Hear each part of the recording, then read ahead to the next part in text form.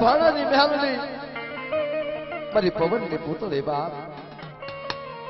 મારી ઉગતાની દેવી મેલડી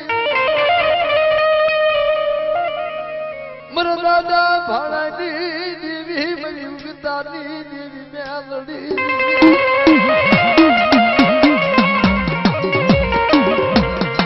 એ વસ્તીનો ધાર્યો પવન મારા દાદા ભાણાની મેલડી કહેવાય કદાચ કોઈ લાગ્યો લાગ માંડે કોઈ ભાગ્યો ભાગ માંડી જાય